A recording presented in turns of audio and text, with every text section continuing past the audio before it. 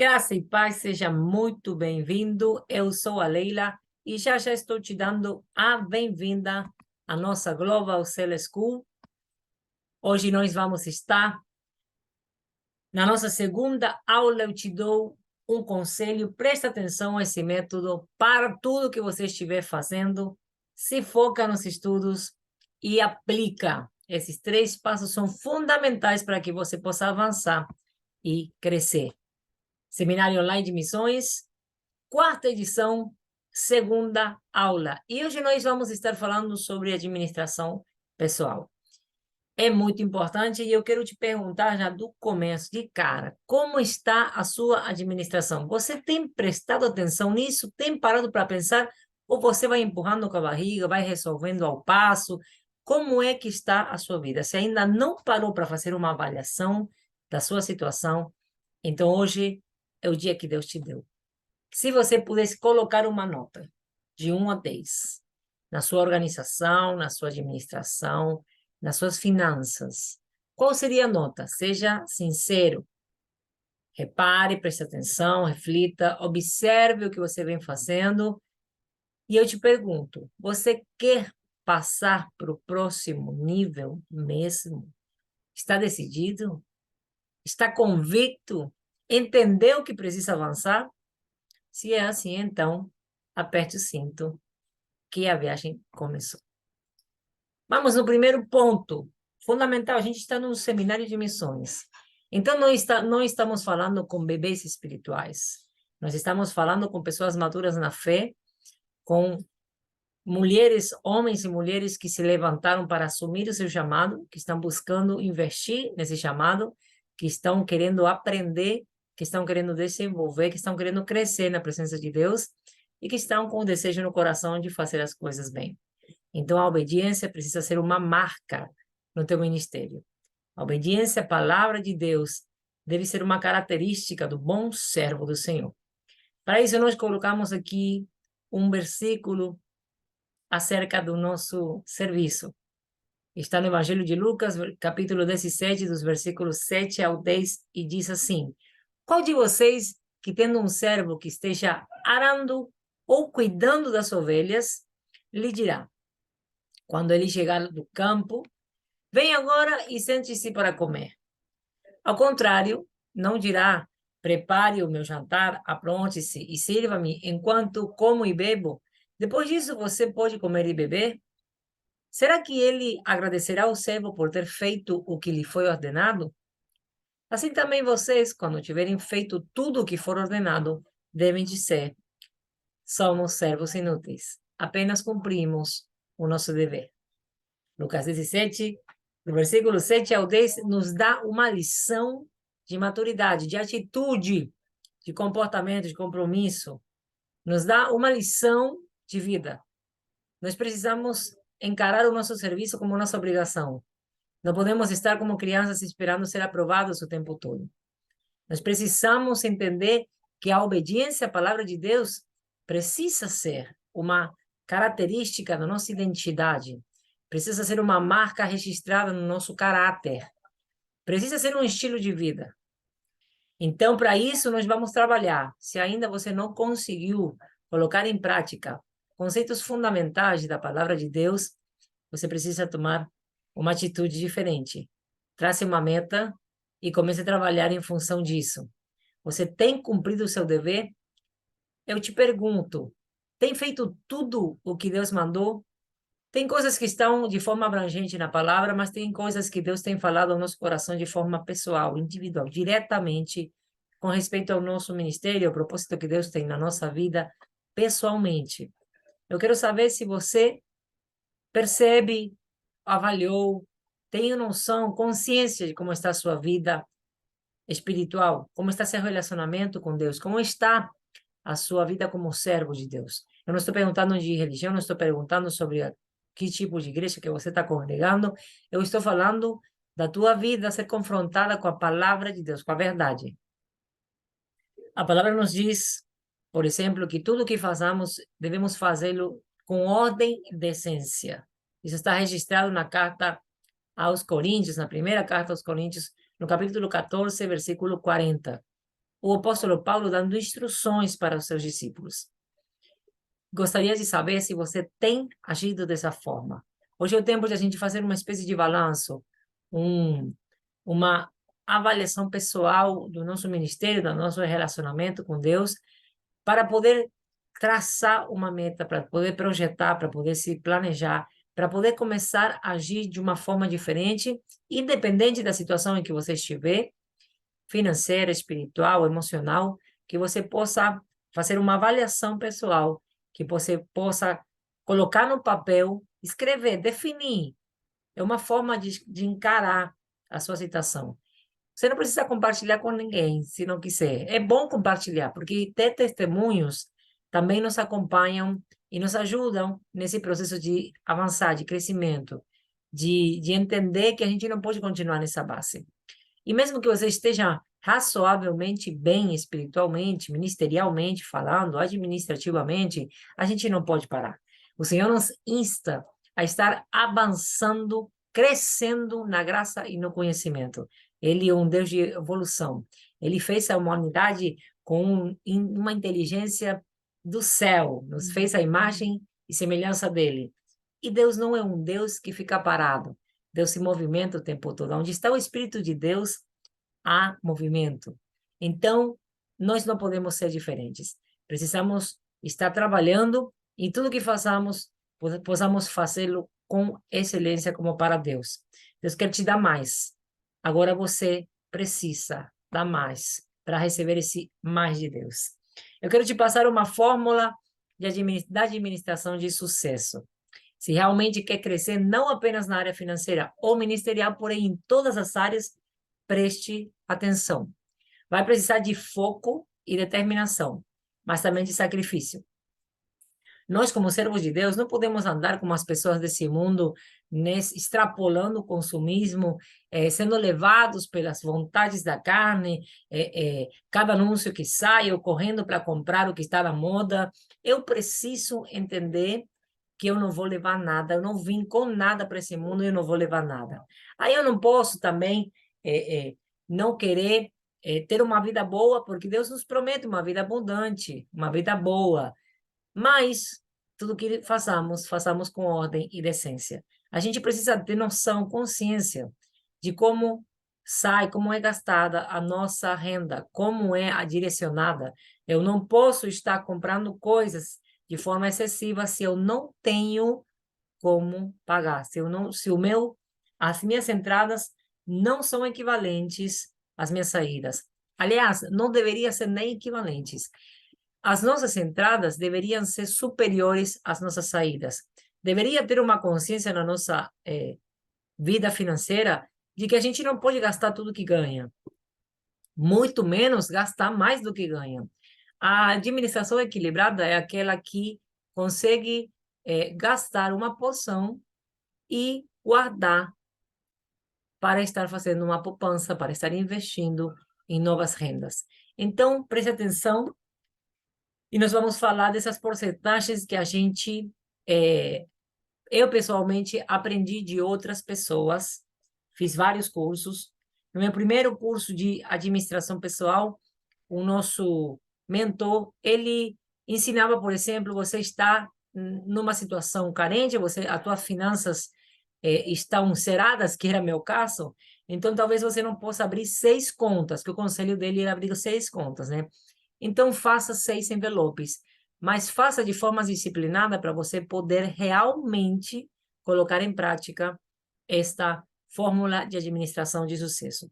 Então, nos outros cursos que eu fui fazendo, o último foi aqui em Fortaleza com o Paulo Vieira, e eu agreguei algumas coisas que ele passou, como, por exemplo, os 10% para o investimento no estudo, né? Eu sempre fui uma pessoa que gosta de estudar, de fazer cursos e de me atualizar, por exemplo, fazer um curso de marketing, fazer um curso que não tinha nada a ver, de repente, com o que eu me formei, mas que sim, estaria agregando para que eu pudesse estar avançando na vida, amém?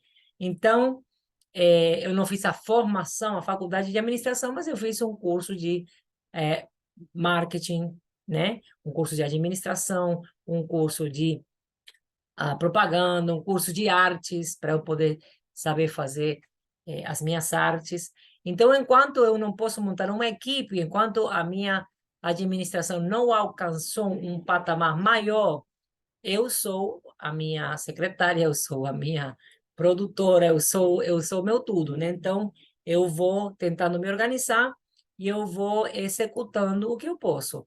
Então, trazendo isso para a nossa administração financeira, eu preciso ter consciência de qual é a minha realidade para poder distribuir essa renda de forma consciente e de forma inteligente, para que eu possa ir avançando.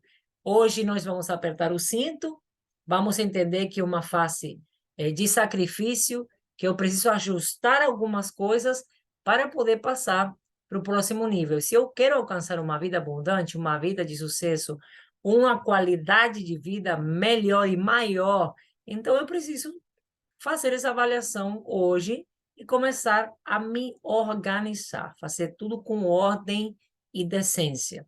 Então, do teu porcento, do teu 100%, né, da renda, do teu ganho, do que você recebe, seja qual for a fonte do teu ganho, do teu ingresso, você precisa começar a separar nessas 6 divisões que eu estou te apresentando hoje. A primeira é literalmente você parte ao meio a tua renda, né? Você recebe teu salário ou você recebe semanalmente, da forma que você receber, você vai separar sempre desta mesma forma.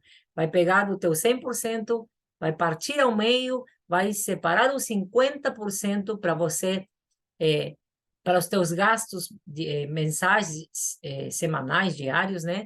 Você vai separar para os teus gastos e o outro 50% você vai dividir em 5 de 10%, ok?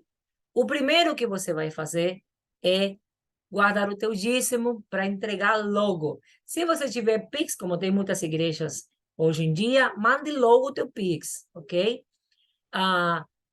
Se preferir guardar no envelope, como eu gosto de fazer até hoje, levar na hora do culto, inclusive se você estiver na igreja, faça na próxima reunião, fazer para você receber aquela oração abençoada, ministrando sobre as suas finanças, faça também da forma que você entender melhor e desejar, mas não deixe para depois. A primeira coisa que a gente deve pagar é o dízimo e as ofertas. Por quê? Porque é o dízimo o que traz a blindagem sobre as nossas finanças. Eu vou explicar no próximo slide, mais na frente, ao respeito disso. E agora eu vou ficar somente sobre esta divisão.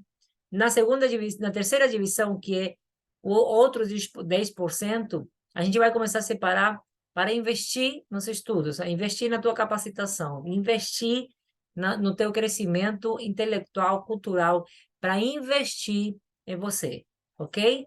E o terceiro vai ser a saúde. Você separe os seus 10% para a sua saúde, seja para pagar o plano de saúde, ou seja para você estar juntando para você ter essa reserva direcionada para a sua saúde, qualquer coisa que você precisar. 10% para projetos. Aqui entra meu projeto missionário, ok? Eu separei esse quesito que é para projetos, que algumas pessoas, alguns mestres de administração separam, por exemplo, para poupança. Eu separo aqui o meu investimento nos projetos. Tem pessoas também que colocam, o Paulo Vieira, por exemplo, ele coloca ajuda, né? Ajuda ao próximo, uma coisa assim.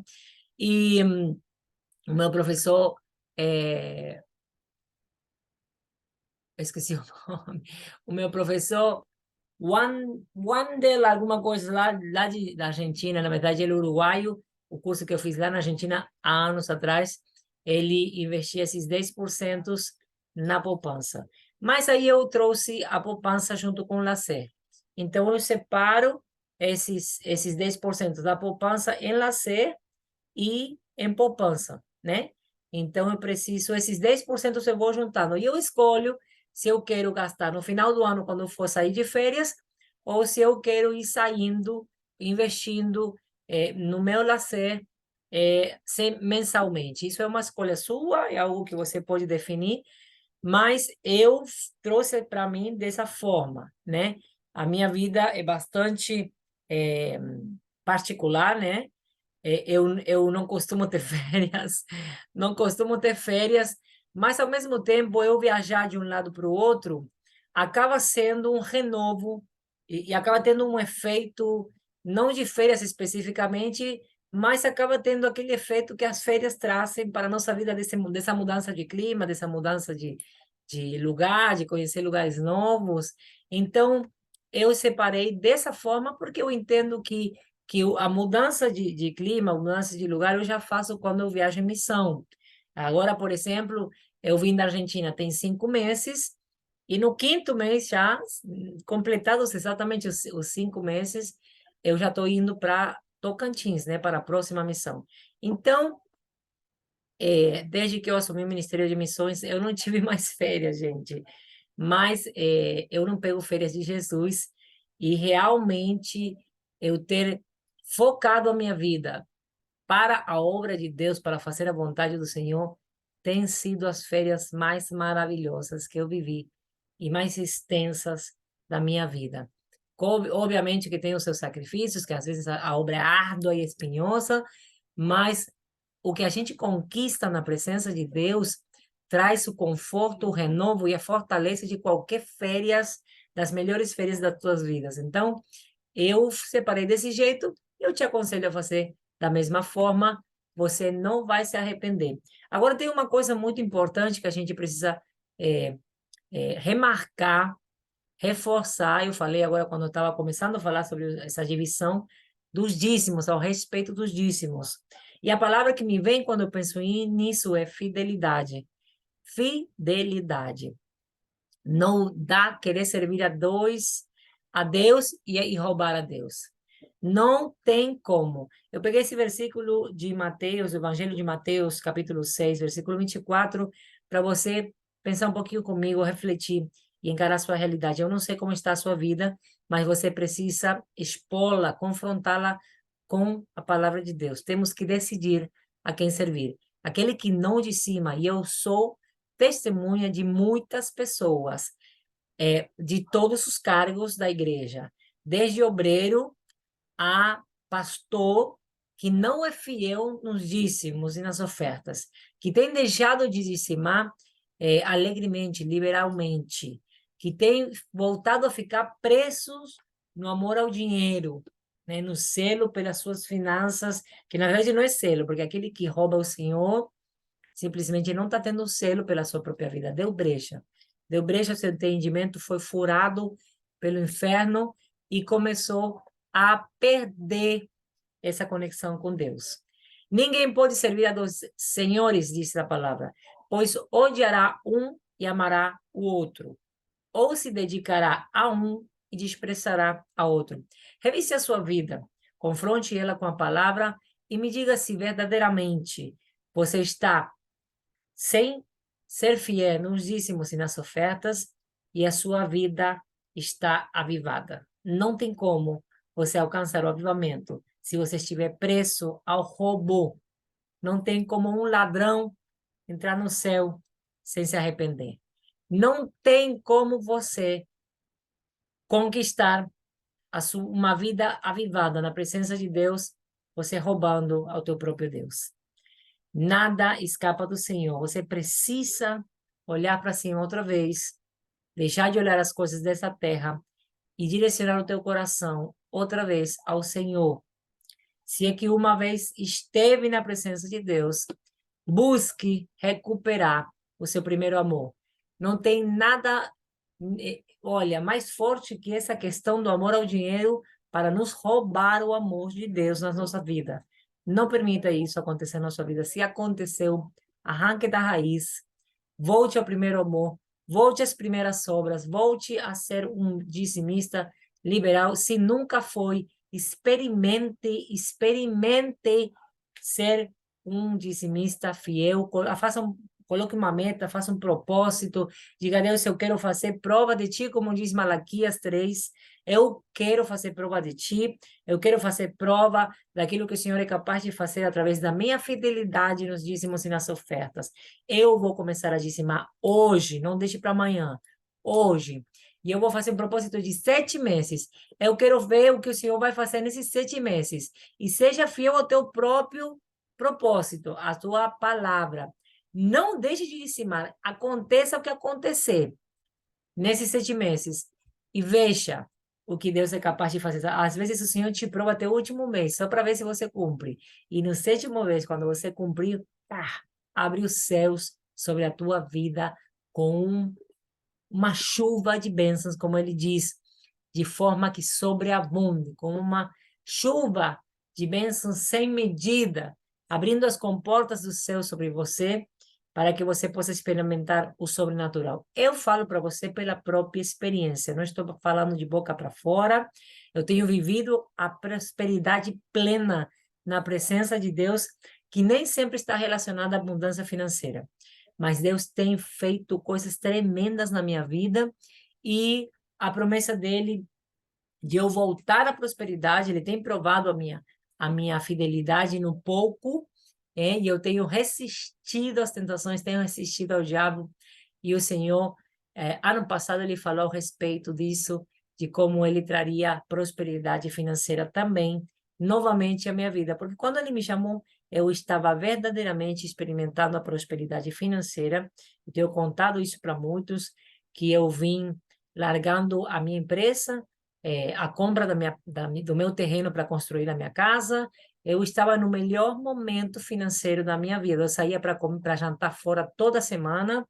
Eu tinha uma vida chique, muito chique, né, financeiramente falando. Mas eu fui obediente quando Deus me mandou deixar tudo. Eu deixei e paguei para ver. Hoje eu estou muito mais que agradecida por Deus ter me chamado e o meu desejo de honrar o nome dele até o último dia da minha vida, em louvores, ações de graças e obediência. A honra. Um obreiro não pode ter dívidas. Continuamos agora falando na questão da fidelidade ao Senhor, na questão dos dízimos e nas ofertas. Você não pode roubar ao Senhor e também não pode roubar ao teu irmão. Se você assume uma dívida com o teu irmão, com alguém do mundo, com quem for nessa terra, você não pode não arcar com essa responsabilidade. Um obreiro do Senhor não pode ter dívidas. Se você estiver nessa situação de estar passando por uma dificuldade, às vezes a gente entra em furada. Eu tenho escutado, tenho aconselhado pessoas que vieram pedir conselho ao respeito da vida financeira, que por não esperar a resposta de Deus, entraram em propostas de venda, de empreendimentos, e acabaram enrolando, colocando a corda no pescoço, acabaram se colocando em situações terríveis, em dívidas que não conseguiram pagar, aí os juros fizeram uma bola de neve, estão com os números lá em cima, mas eu quero te dizer que verdadeiramente, se você confiar no Senhor, você se arrepender, reconhecer que Deus não te fez entrar nisso, que você devia ter orado, devia ter esperado a resposta de Deus, devia ter confiado no Senhor,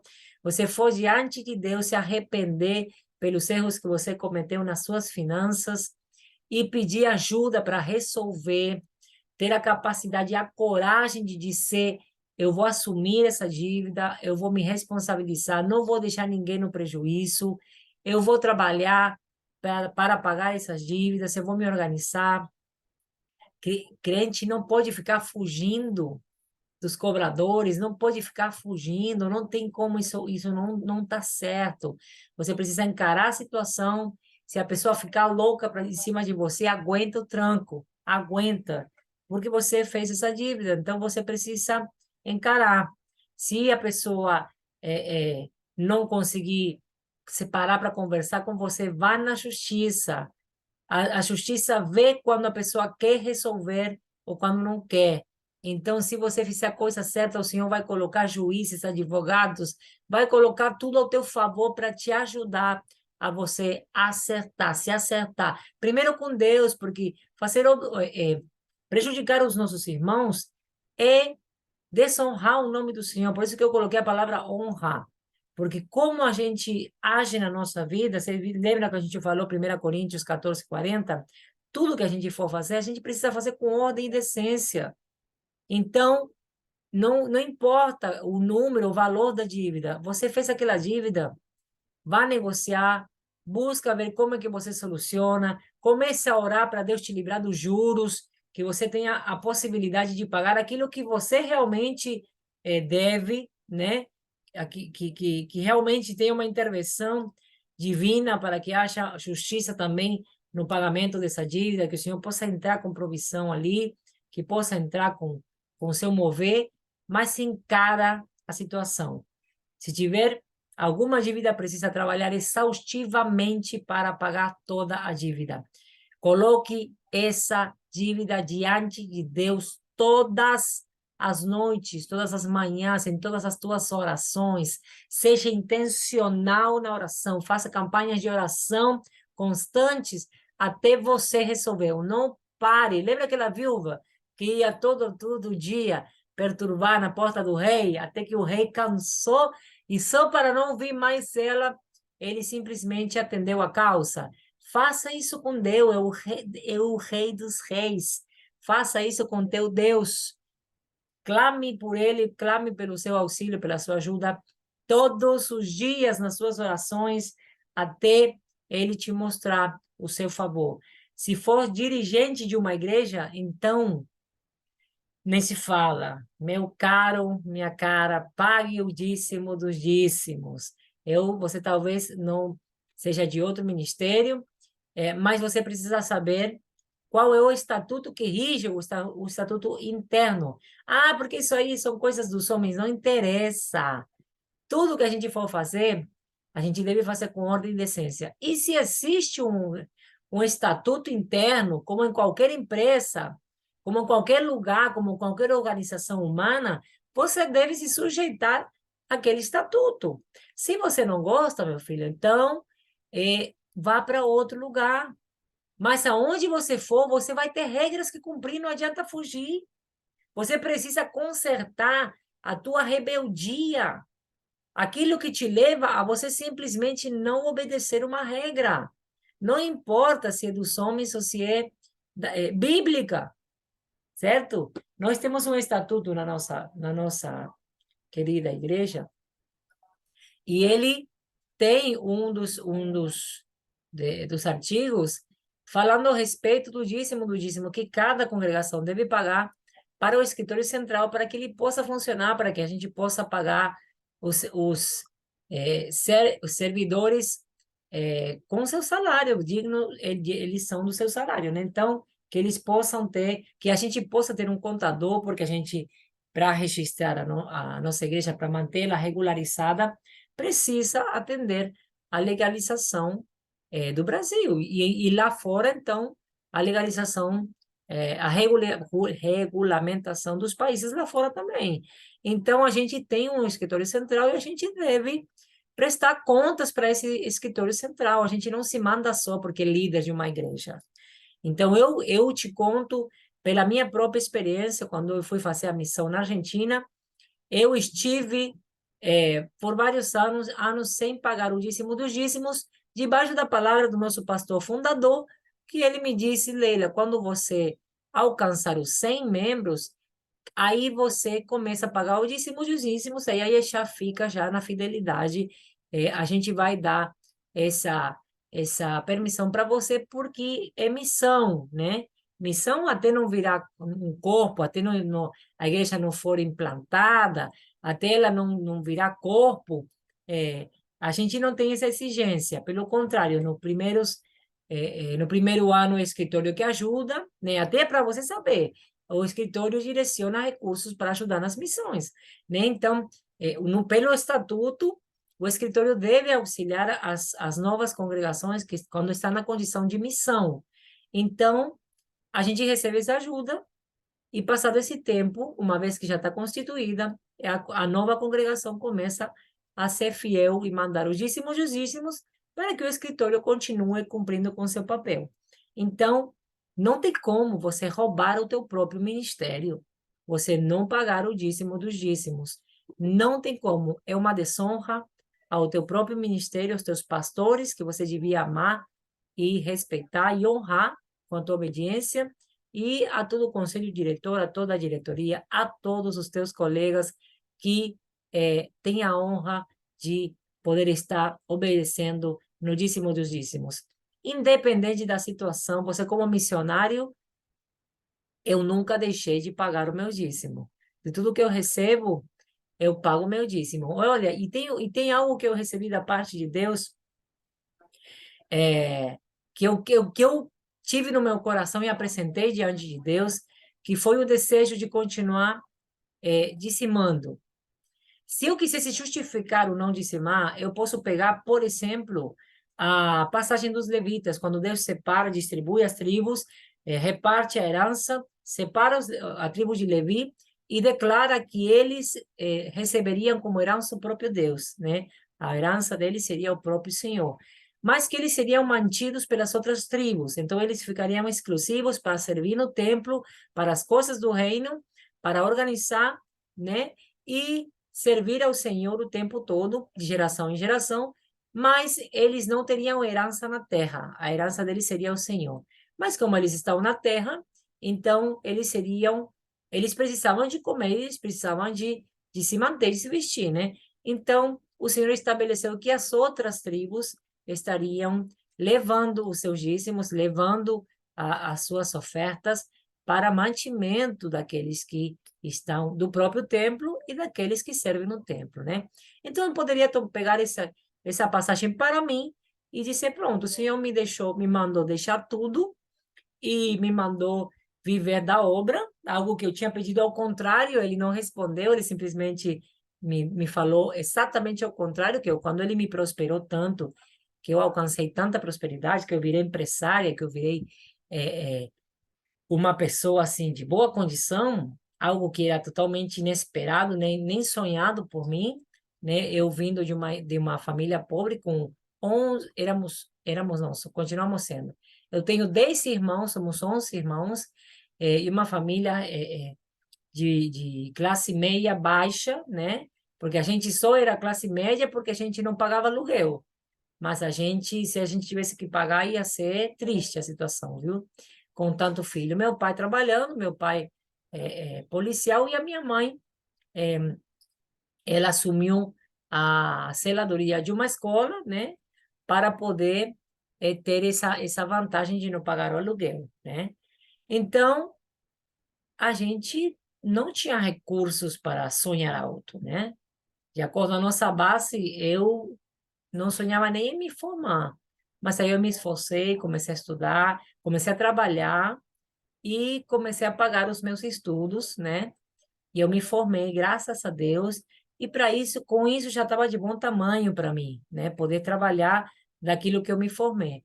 Só que Deus me surpreendeu e Ele não somente me tirou do lugar onde eu estava prestando serviço para outra empresa, porém Ele me deu a minha própria empresa, o meu próprio empreendimento, que estava prosperando, que eu já tinha minha poupança, eu viajava para a Argentina todo ano, tranquila, às vezes 2, 3 vezes por ano, e simplesmente eu estava acertando para a compra do meu terreno, já tinha tudo combinado com os pedreiros para começar a construir assim que eu pegasse o título da propriedade, né?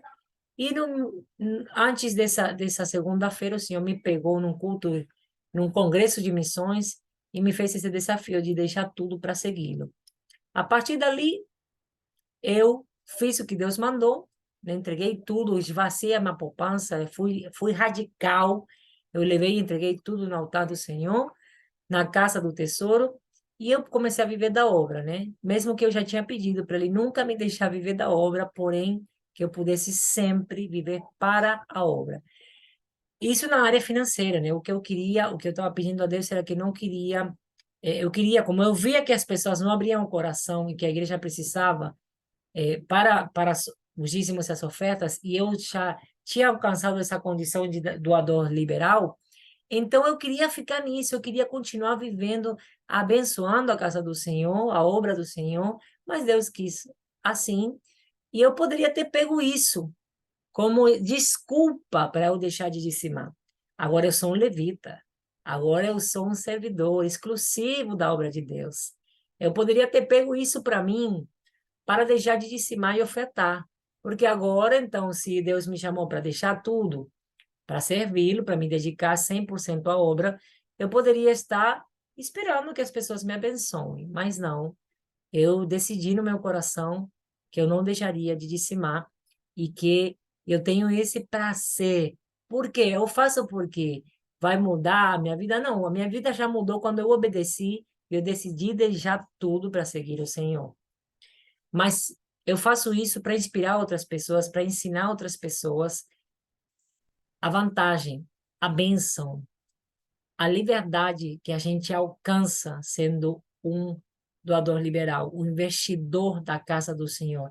O maior investimento financeiro da tua vida é investir na casa de Deus.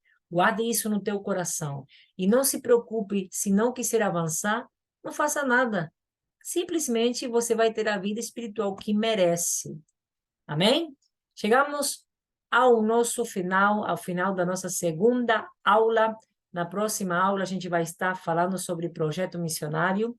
Eu te espero e desejo que realmente você possa estar avançando, que você possa estar assumindo o seu ministério, que você possa estar se enchendo da presença de Deus, abraçando as coisas do reino, que você verdadeiramente não se conforme com as coisas deste mundo, que você possa realmente viver o sobrenatural, avançar de glória em glória, de vitória em vitória. Eu quero fazer uma oração por você. Em nome de Jesus, meu Pai, nós te louvamos por essa oportunidade de estar sendo enriquecidos pela tua palavra, de poder estarmos compartilhando, meu Pai, a minha experiência no campo, nesses anos de serviço, meu Pai. Eu te louvo e te agradeço, meu Pai. Enaltecido seja teu nome. Quero te pedir, Senhor, para que cada um dos meus irmãos que estiverem participando desse seminário possam ser edificados, fortalecidos, que eles sejam tocados pelo teu Espírito, que a minha voz chegue nos seus corações, nos seus ouvidos, como a tua voz, bradando até o mais profundo da alma, papai. Eu te peço em nome de Jesus, alcança eles, cada um deles, meu Pai, toca nos seus corações, cativa suas mentes, Senhor, derrame do teu entendimento, conduza eles para viver o sobrenatural na tua presença, reveste da coragem do teu Espírito, Senhor, da ousadia do teu Espírito, aviva os seus corações, aviva as suas mentes. Meu Deus, incendeia o teu povo. Levanta estes missionários e missionárias para que possam ser enviados por ti, aquele lugar que o Senhor já reservou no teu coração. Que se faça a tua vontade na nossa vida e o teu nome seja engrandecido em tudo que a gente for fazer para a glória do teu nome. Amém e amém. Que Deus te abençoe e a gente se vê na próxima aula.